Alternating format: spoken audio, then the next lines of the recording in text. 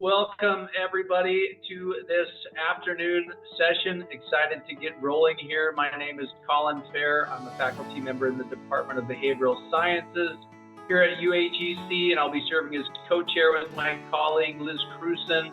We'll be working in the background. We want to make sure this is a good session for you. So just to start things off, I encourage you all to put yourself in speaker view so you can see the slides and the speaker as we move forward, and definitely encourage you all to participate in the chat throughout. I know that tends to go a long ways in these sessions. And we have our awesome presenters here listed on the screen for you, a whole slew of assessment specialists, and Anne-Marie Swing, Caitlin Sproat, Catherine Latham, and Renee Stewart. We have Lisa Geiger as an academic content specialist, and Tricia Lauer as the Vice President, Assessment and Curriculum Affairs. And today, their presentation that they're going to talk to you about is entitled Supporting Educational Effectiveness Through the Lens of Respectful Collaboration, Curriculum Development, and Assessment. So we really hope that you enjoy this session, and I will turn it over to the group. Thank you very much, Colin, and thank you all for joining us this afternoon to hear our perspectives and insights on how members of my department, specifically in the areas of curriculum development and assessment, are able to support stakeholders across the institution in looking at educational effectiveness measures. We'd like to start with the culture of care pillars and have an opportunity to dialogue about why these are so important to the team. We've had many conversations as a larger department and in individual groups about how we support a culture of care, specifically knowing that much of the work that we do day to day is not student facing, and how can we as a department and as members of the curriculum and assessment teams keep in mind the fifth pillar being student-centric. And we've had a lot of opportunity as we develop our own personal and professional goals over the years to have very meaningful dialogue about how, while we may not be directly interfacing with students on a day-to-day basis, the work and the work products that we create in partnership with faculty do interface with students, and how being student-centric also impacts the work that we do with one another, and how it's important for us to strive to effectively communicate, advocate, respect, and empower one another in the work that we do in order to achieve educational effectiveness and our goals at UAGC. So today, what we aim to do is talk about our objectives, basically our goals, define educational effectiveness and how it is interpreted to us as members of the curriculum and assessment team, spend some time discussing how we envision respectful collaboration, and then finally explain how curriculum development and assessment support educational effectiveness. Renee? Thanks, Tricia. Now, we wouldn't be assessment if we didn't have our own learning outcomes. By the end of this session, you will be able to describe methods for collaborating with other stakeholders to create student-centered learning environments which focus on culture of care, identify assessment and curriculum measures which support a culture of care, and explain how to use assessment measures as part of an effective course development and design. All right, so we'd like to take a minute to really define and discuss what educational effectiveness is and why that matters in the work that we do here at UAGC. So if you would like to participate, we'd like to hear what you think of when educational effectiveness comes up. So whether it's a word, a phrase, or definition, what are some things in your perspective and your work that you do that comes up when you think of educational effectiveness?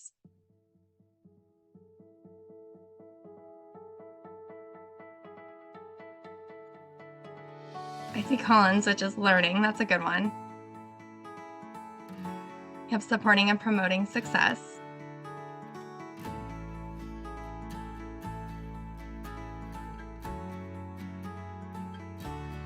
Meeting students where they are. I love that one. Learning outcomes are achieved, and here in assessment, we love to see that one. Whether or not a specific set of resources has a positive effect on achievement, and if so, how large this effect is. So yes, we love to measure and really quantify our goals. All right, so those are some really good starting points as we really take into account what are we really defining as educational effectiveness and how can we measure that in what we do here in assessment and curriculum. For today's session, we will define educational effectiveness as the extent to which we here at UAGC are able to achieve our goals and objectives in terms of student learning, development, and well-being. Specifically, we will focus on measures of student learning and performance to determine if targeted measures are met and what steps can be taken to improve. There are a variety of goals to determine how we measure success. First, the 4 critical goals guide our assessment and curriculum practices. In order to retain students and support completion of programs, assessment measures can be used to identify areas of difficulty for students. Diversity, equity, and inclusion are also a key focus throughout the course development process to ensure all our students have access to the course materials and to demonstrate their learning. The 3rd critical goal of offering high-value credentials is also a focus in curriculum development and assessment that we will also describe further in our presentation. Faculty take industry-specific skills and standards into consideration, ensuring that students are prepared for their profession upon completion of their program. Our students' educational experience in the courses developed will in turn help them use their degree to achieve their professional goals and enhance their economic return on their investment. Various stakeholders also support the course development process, looking for areas that can increase cost saving for students, being mindful of the money that we invest in our courses, and doing our best to be cost effective. In addition to the 4 critical goals, we also used institutional learning outcomes, or ILOs, to describe the skills and knowledge that all students should have upon completing their programs. Each program also has specific learning outcomes that are aligned to the ILOs. The program and institutional learning outcomes provide a framework for us to assess and measure student learning in each course. All right, now I will hand it over to Lisa to describe how we use a culture of care in our department. So, all that being said, achieving educational effectiveness for an institution like the University of Arizona Global Campus takes a large effort from all teams, right? Faculty, staff, leadership, support groups, student-facing employees, and our students.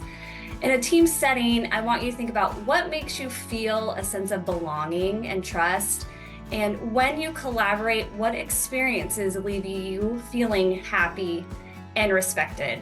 So let's take a look at how we approach collaboration specifically in curriculum and assessment development while embracing a culture of care mentality.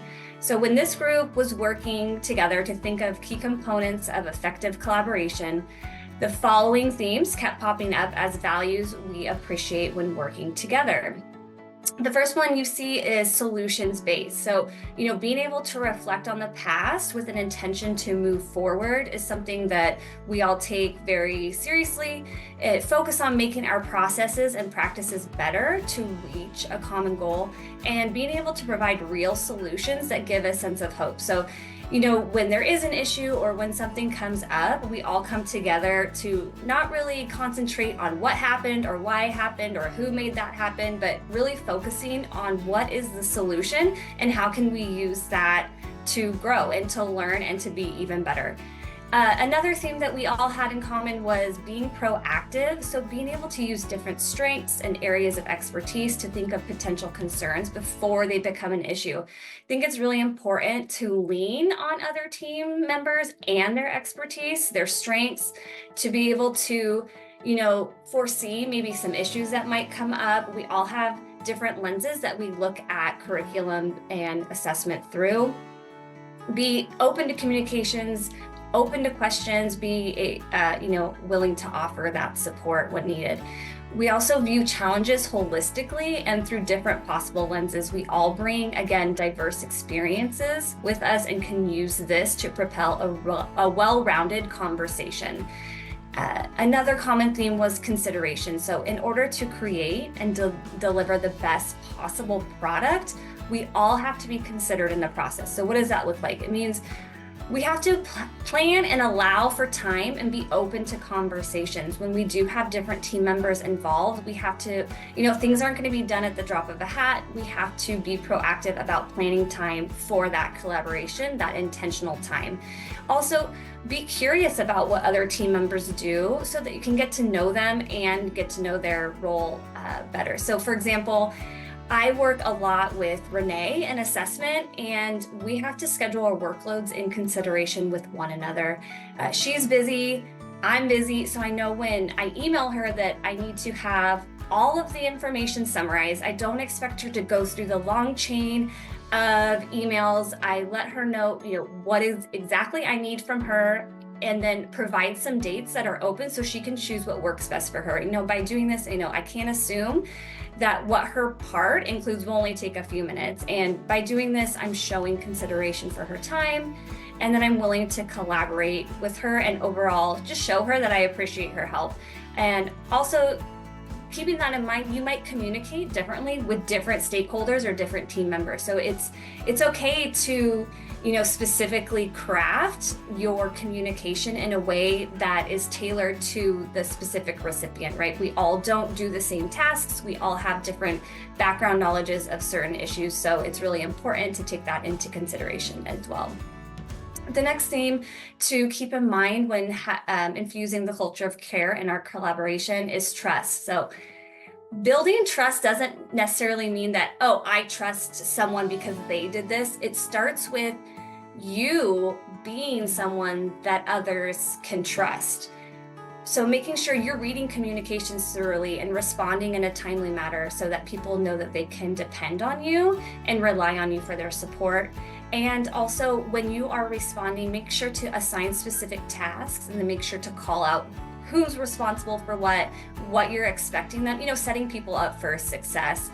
Also, showing that you have taken the time and intention to plan the collaboration. What's the point of this? Why are we all here? What's the purpose of getting together? And then I think that will set the tone for the type of interactions that will take place as a result. And then another thing that I recommend, and we kind of do on our team, is use less formal channels to communicate and build those relationships. So if you heard someone was sick on Monday, reach out to them on a Teams chat and just check in on them and see if they're doing okay. You heard someone's getting married, add your congratulations on a kudos board. And sometimes it can be hard working from home, but to really foster those relationships. And that way, when you do need to collaborate with them, you kind of have a rapport with your team, your teammates. And then that brings me to the last one, which is teamwork, right? Be approachable. I mentioned all the different groups that have to work together to make this engine run, and I think understanding that it takes all of us to make that final product will allow you to be more approachable and open to helping. Give kudos when they're deserved. Shout out those who help you and make you happy to work on that team. We do work behind the scenes, and sometimes, we don't want that work to go unnoticed, and just making sure to call out those people that are really helpful. And then I think the most important thing is we all have one common goal. And before you respond or before you reach out, just always remembering to keep that in mind, I think creates a positive collaboration space. And with that, I'm going to kick it off to Anne so she can explain what the common goal is that I was just talking about, and then how we can approach goals for course development. Anne? Thanks so much, Lisa. So one of the things that our team really had to ask ourselves when we were creating this presentation is, what does culture of care look like for us in our day-to-day work? And so we came up with 4 areas of focus for goals that we have throughout the course development process that kind of are opportunities for us to impart a culture of care mentality like Lisa had been talking about. One of the first things we came up with, sparking student engagement. And I'm going to try and contextualize this with an example. I know I never forget an opportunity to brag about my early childhood education folks that I work with and support. And I know that a couple years ago, I was working with Jen Sauer on redeveloping a couple of our early childhood development courses. And in these courses, students had the opportunity to determine how they wanted to present their final piece of work in the course. So we kind of gave them that creative opportunity to choose how they would like to demonstrate the skills they learned in the course, whether that be in the form of a website, in the form of a presentation, or if they felt most comfortable just writing a paper. That was okay too, as long as they were able to demonstrate the skills that they had learned throughout the course. Another area of focus for us is developing critical thinking, fostering those opportunities for students to develop critical thinking. Now, Caitlin, I know you had a really great example that you shared with me the other day, using the assessment of critical thinking in rubrics. Would you share with us? Yes, and I love how you highlighted that this all comes from faculty. What we have come to realize is really driven by faculty and the innovative ideas that they come up with. So one way that we can assess students' critical thinking is using standard criteria that's available in Waypoint. So these are specific criteria for applying ethical perspectives, making connections to life experiences, and other skills that can be measured in written assignments. So 2 programs in particular that I work with, the Bachelor's of Arts in Human Resources Management and the Master of Human Resource Management program, strategically select critical thinking criteria and integrate them in the rubrics. So for example, the final assessment in the undergraduate capstone course, MGT 490, directs students to prepare a comprehensive plan to resolve a human resource problem, and they are asked to provide recommendations to leadership. In the rubric, students are assessed on their ability to develop persuasive content and utilize a format, language, or graph to enhance the communication of their ideas. Including these specific criteria in the rubric requires that students develop their thoughts and consider how their learning can be applied to specific situations. If you ever have any questions about these available standard criteria or using critical thinking in assessments, always feel free to reach out to your assessment specialist, and these are also available in our curriculum and assessment page. And then, Anne, I'll hand it back to you. Thank you, Caitlin, for sharing. I think that that's a great opportunity for faculty when they're creating rubrics is please, if I could double down on that, reach out to your assessment specialist. We have a whole list of content criteria that you can use to help your students, A, develop that sense of critical thinking, and B, demonstrate that in their work. Our next area of focus is creating a community of learners. Now I know, Renee, you had shared a really great example with me too when you were redeveloping the Honors 490 course regarding custom discussion rubrics. Would you share with us? Yeah, absolutely. Thanks, Anne. In a course that I recently developed, HON 490, the Honors College Seminar, we create a community of learners by using group work to produce a digital artifact that is housed in a virtual gallery space. And what we did was we created custom discussion rubrics that allow the students to really build a detailed space and make it more unique for them as they move through their course. Thank you for sharing. Our final area of focus is demonstrating workplace or real-world relevance. I know this has been a big conversation within the university and within higher education itself, is how can we impart opportunities for students to build skills that are going to be marketable, that are going to be highly valued, and are going to help them find kind of that satisfaction in career after they've left us, right? Now I'm gonna bump it back to Caitlin here, because you had a great example when you recently redeveloped a course when it comes to authentic assessments and aligning some of the content criteria within the rubrics to professional standards. Would you like to share? And there are so many great examples of this. I know our faculty really have taken this into account within the last year with all of our course uplifts. And just one that stood out to me as a great example of authentic assessment is from a new course that was developed for the Master of Arts in Psychology program. In PSY 655, students learn about health psychology and how to communicate health information with diverse audiences. In one of the discussion forums, the students prepare written communication for both a professional audience and then adapting that same content to a lay audience. As part of the final assessment of their learning, students apply what they have learned by identifying a health concern in their own community, and then take that information to draft a brochure, a newsletter, or infographic to communicate the information to the intended audience. So not only are they really learning about the health psychology and the content, but how they can take that information and apply it to their chosen profession. And then this in turn also supports UAGC's third critical goal of offering marketable skills. All right, and with that, I'm going to hand it off to Lisa for our next slide on using a culture of care in curriculum. Thanks, Caitlin. So in curriculum, we strive to empower and support all involved to create a product that promotes effectiveness and embraces the culture of care. We talk a lot about extending care to our staff and students, but how does the actual curriculum itself act as a foundation to carry out this mission? I know, some might wonder how culture of care can be a foundation of curriculum development, but this process incorporate small things that can really have an impact on the product that we deliver. Again, it takes a lot of collaboration, and it's a process that's always evolving, which is a key component of our curriculum here at UAGC. But here are some ways that we are currently embracing a culture of care through the curriculum development process. So this first kind of bucket we have is quality. Our course setup. We have a consistent course model that can be used for every course. Again, it can be tweaked for different programs, different courses, but all in all, we have the same setup across programs here at UAGC. This allows for the same level of quality in all of our courses. Sometimes I present to other universities about our course setups, and I think I see a light bulb go off in their head that, having, the same consistency across courses, not necessarily a bad thing.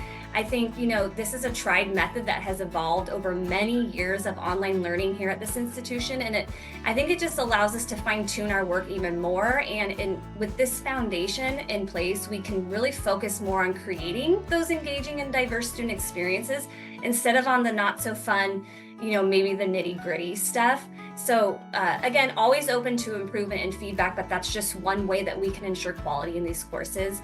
Another team that we rely heavily on is our quality assurance and accessibility team. And this is a way, it's like, how do we support our teams, so the faculty, the instructional designers, to develop curriculum that embodies quality and accessibility without making it a pain point. So being up to date on those APA standards and things like that aren't necessarily everyone's expertise or everyone's interest, but we have a team that develops our documents that has that already baked in. So for example, our course guide development template, it is created and maintained by our quality assurance team that are experts in APA formatting. They know how to map the learning objectives, the accessibility guidelines, and things like web content accessibility guidelines. So having this template document with all of that baked in, I think allows our faculty and other development members to feel empowered to create content that is accessible to all of our students and takes into consideration that student experience.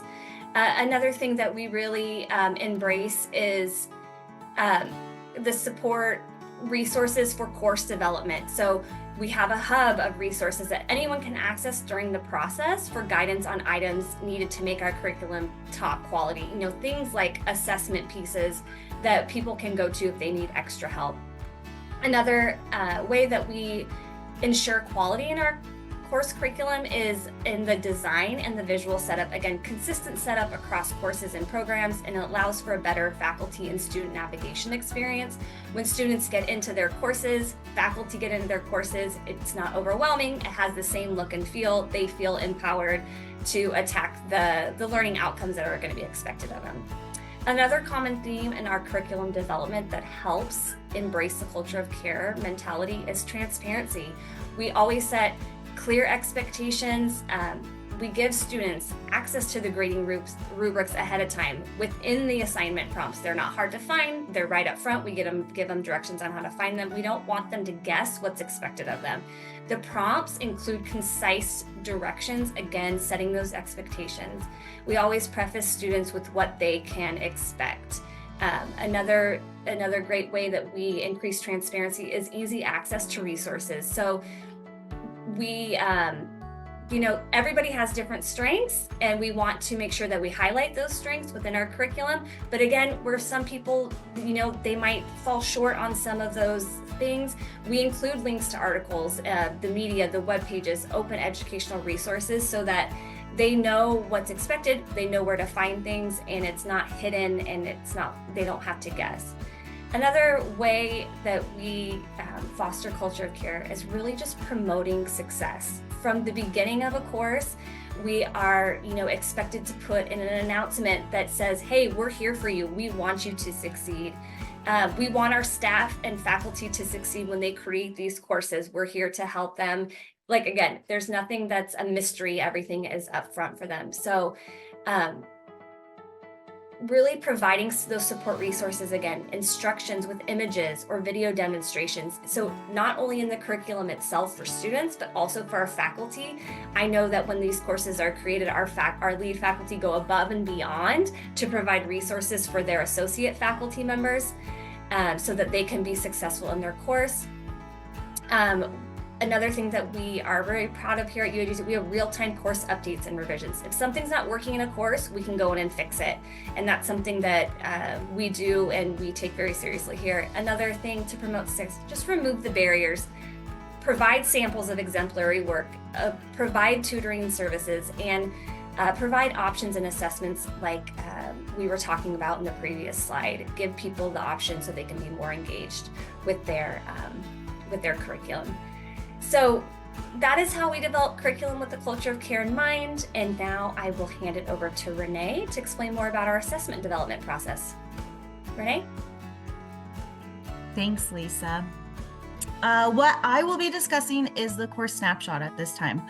And what the course snapshot is, it's a report containing information on current student performance for the course learning outcomes derived from Waypoint rubric data, as well as curriculum revision recommendations based on those results.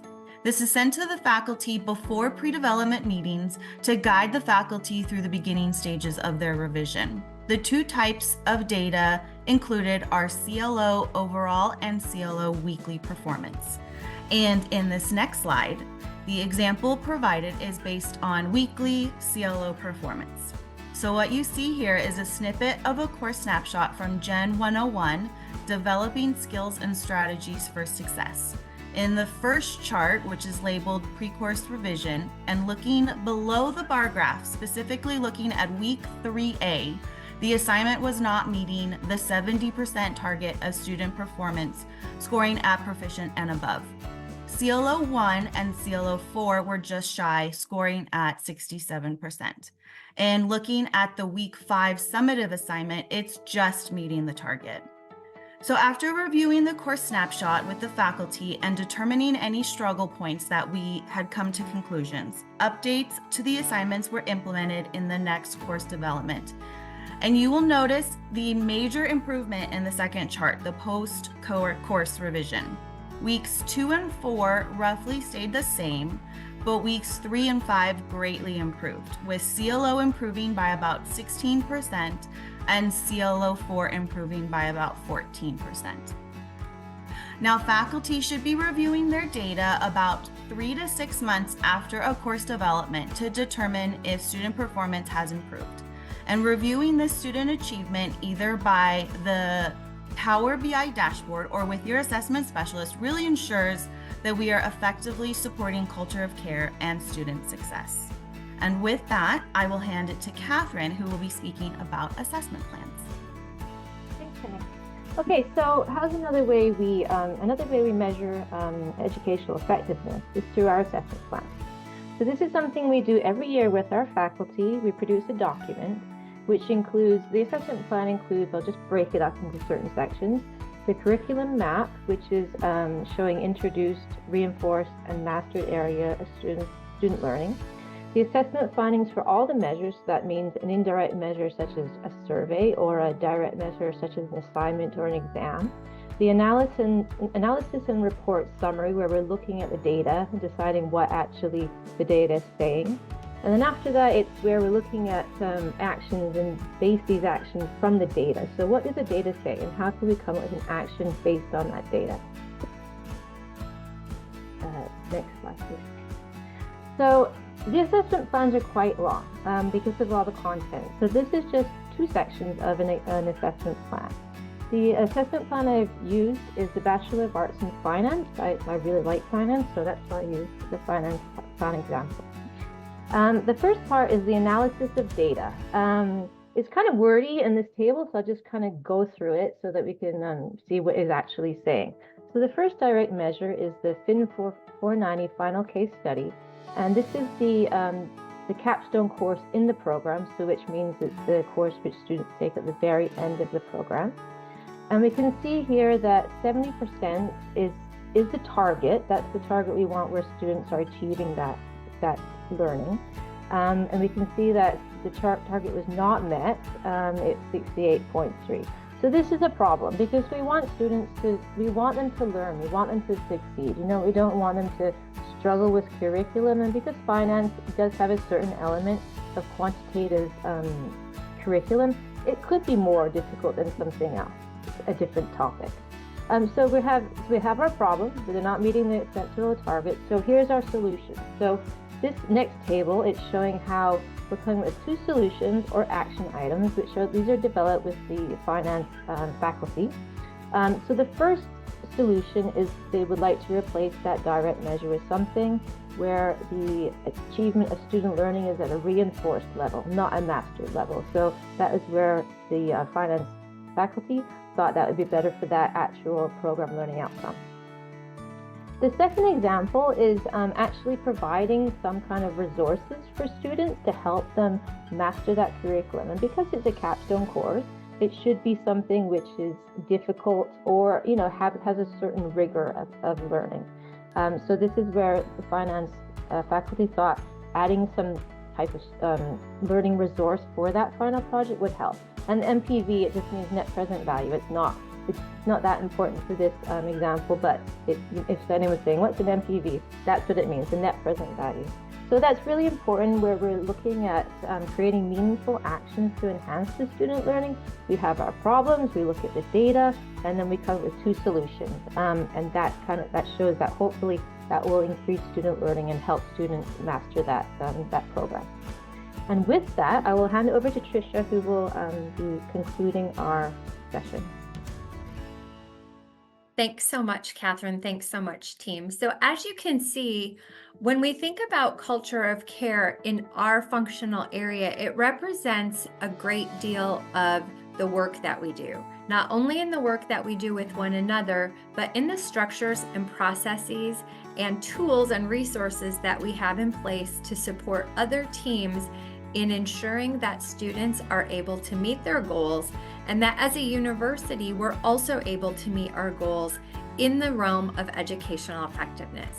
So at this time, what I'd like to do is answer any questions along with my team that many of the folks in the audience might have. So I don't know if we could stop sharing the presentation. The one thing I would like to share is that we're always looking for different ways that we can utilize data to support educational effectiveness initiatives. So if there's something that caught your eye today, especially as Renee was sharing some of the remarkable gains in student achievement in our entry point course, Gen 101, and some of the initiatives that the BA and Finance Chair engaged in to support students, definitely feel free to reach out to me or the assessment specialist that supports your area. If there's any feedback that you have about our curriculum processes, I know Lisa is always happy to take that back as well.